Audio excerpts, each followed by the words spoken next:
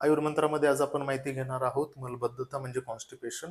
ही तक्रार आपण फक्त आहाराच्या मार्फत कशा पद्धतीने पूर्ण बरी करू शकतो. त्यासाठी चूर्ण किंवा लिक्विड हे वारंवार घेण्याची गरज पडणार नाही. फक्त आहारामधील काही करेक्शन आणि व्यायाम यांचा उपयोग जर तुम्ही कराल तर तुम्ही मलबद्धता पूर्णपणे बरी करू शकता. कॉन्स्टिपेशन ही एवढी मोठी तक्रार आहे, जर काही वारंवार होत राहिले तर मेटाबॉलिक सिंड्रोम डेव्हलप होतो आणि तो सिंड्रोम तुम्हाला यापैकी कोणत्याही आजाराकडे घेऊन जाऊ शकतो. उदाहरणार्थ थायरॉइड, जसं हायपोथायरॉइड, हायपरथायरॉइड असेल, डायबिटीज असेल, कार्डियाक डिसिजेस असतील, अर्थरायटिस म्हणजे सांध्यांची झीज किंवा सांध्यांना येणारी सूज, ओबेसिटी वजन खूप जास्त वाढणे आणि कॅन्सर, ही सर्व मेटाबॉलिक सिंड्रोमनी होणारे आजार आहेत. ही जी जीर्णव्याधीमध्ये येतात, ही तुम्ही ह्याचे बेस सोर्स हे तुमचं कॉन्स्टिपेशन असू शकतं. तर कॉन्स्टिपेशन जेव्हा आपल्याला बरं करायचं आहे तर आपल्याला समजून घेणं पाहिजे की पचन कसं होतं, अन्नाचं पचन कशा पद्धतीने होतं. हा एकदा कन्सेप्ट तुम्हाला कळाला तर तुम्ही तुमच्या आहारातील करेक्शन व्यवस्थितपणे करू शकता आणि त्यासाठी तुम्हाला खूप वेगळे जास्त एक्सपेरिमेंट करण्याची गरज नाही पडणार. तर सुरुवात करूया पचन कशा पद्धतीने होत आहे. आपण जेव्हा अन्न घेतो तेव्हा त्याचे सुरुवातीला पचन होतं स्टमकमध्ये, आमाशयामध्ये. आमाशयामध्ये जो पचन होण्याचा भाग आहे तो म्हणजे की प्रोटीनचा सगळ्यात जास्त तिथे पचन केलं जातं. हायड्रोक्लोरिक ऍसिडच्या मदतीने प्रोटीनचं पचन होतं. त्याच्यामधून वेस्ट प्रॉडक्ट किती निघणार आहे तर खूप कमी निघणार आहे, कारण की प्रोटीनचा उपयोग हा स्ट्रेंथ देण्यासाठी आहे. त्याच्यामध्ये वेस्ट प्रॉडक्ट खूप कमी असतात. मॅक्सिमम जे न्यूट्रिएंट आहेत ते ऍब्झॉर्ब होऊन जातात.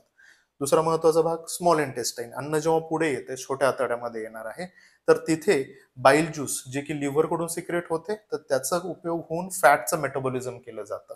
बाईल ज्यूसचा अजून एक महत्वाचा उपयोग आहे तो म्हणजे की बाईल ज्यूस हे लार्ज इंटेस्टाईनच्या मुवमेंट, पेरिस्टाल्टिक मुवमेंट ज्या असतात त्या आपण म्हणू शकतो रेग्युलर करण्यासाठी पण त्याचा खूप चांगला उपयोग होतो. अन्न मोठ्या आतड्यामध्ये गेल्यानंतर त्याचा जो मलभाग बनणार आहे तो पुढे ढकलण्याचं काम हे बाईल ज्यूसचं आहे. प्लस फॅटचं मेटाबॉलिझम पण तो करतो. याच्यामधून वेस्ट किती निघतं तर झिरो, कारण की फॅट मेटाबॉलिझम झाल्यानंतर जे इसेन्शियल तुम्हाला न्यूट्रिएंट मिळणार आहेत त्याचा उपयोग हा व्हायटल ऑर्गन्सला स्ट्रेंथ देण्यासाठी केला जातो. त्याच्यामध्ये सुद्धा मलभाग तुमचा जास्त निघत नाही. लार्ज इंटेस्टाईन मध्ये जेव्हा अन्न पोहोचतं तेव्हा जो कार्बोहायड्रेट कंटेंट आहे तो कार्बोहायड्रेटचं पचन चालू केलं जातं ते इंटेस्टायनल ज्यूसच्या मदतीने, आणि त्याच्यामधून सर्वात जास्त हा मलभाग तयार होतो. आणि तोच मलभाग जर चांगल्या पद्धतीने डेव्हलप होत असेल तर तुम्हाला कॉन्स्टिपेशन होणार नाही. अशा पद्धतीने जर पचन संस्था आपली काम करत आहे तर आपल्याला हे लक्षात घेणे की ह्या तिन्ही ऑर्गनचं फंक्शन जर व्यवस्थित झालं तर तुम्हाला कॉन्स्टिपेशन होणार नाही. फक्तच लार्ज इंटेस्टाईन म्हणजे मोठ्या आतड्याच्या ठिकाणी आपण चूर्ण घेऊन, काढे घेऊन किंवा एखादी लिक्विड घेऊन जर का कॉन्स्टिपेशन क्युअर करत असो तर ते क्युअर न होता ते क्रॉनिक होत जातं.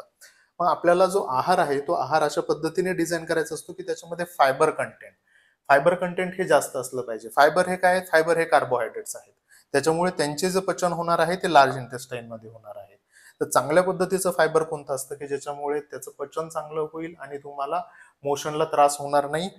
तर धान्यामध्ये ज्वारी, बाजरी, नाचणी, तांदूळ हे धान्य आहेत की ज्यांच्यामध्ये फायबर कंटेंट चांगलं आहे. त्याच्यामध्ये डाळीमध्ये चना, राजमा डाळ, उडीद डाळ ह्या डाळी सुद्धा आहेत की ज्यांच्यामध्ये फायबर कंटेंट चांगलं दिसून येतं. भाज्यामध्ये पालक भाजी असेल, भेंडी असेल, गाजर असेल, बीट असेल, ही सर्व पदार्थांमध्ये हाय फायबर कंटेंट दिसून येणार आहे. फ्रुट्समध्ये केळी, सफरचंद, पेरू, आंबा अशी सर्वच फळांमध्ये फायबर खूप चांगल्या स्वरूपामध्ये दिसून येतं. ऑलमोस्ट सगळ्याच फळांमध्ये आहे. पण जर का तुम्ही फळांचा ज्यूस घेणार असाल तर तुम्ही त्यातलं फायबर काढून टाकत आहात तर त्याचा तुम्हाला फायदा होणार नाही. ते प्युअर शुगर म्हणून तुमच्या बॉडीमध्ये जाणार आहे. आणि काही सीड्स किंवा आपण म्हणू शकतो की बदाम, अक्रोड यासारखे नट्स जे आहेत यांच्यामध्ये सुद्धा फायबर कंटेंट चांगलं असतात. प्लस यांच्यामध्ये इसेन्शियल ऑइल पण आहे. त्यामुळे यांचा उपयोग सुद्धा तुमचं कॉन्स्टिपेशन कमी करण्यासाठी किंवा बरं करण्यासाठी तुम्ही करू शकतात. अशा पद्धतीने जर का तुम्ही तुमचा आहार डिझाईन कराल की ही सर्व घटक पदार्थ मॅक्सिमम तुमच्या खाण्यामध्ये तुम्ही ठेवत असाल तर आपल्याला तुम्हाला दिसून येईल की काही काळामध्येच तुमची कॉन्स्टिपेशनची तक्रार ही कमी होत आहे.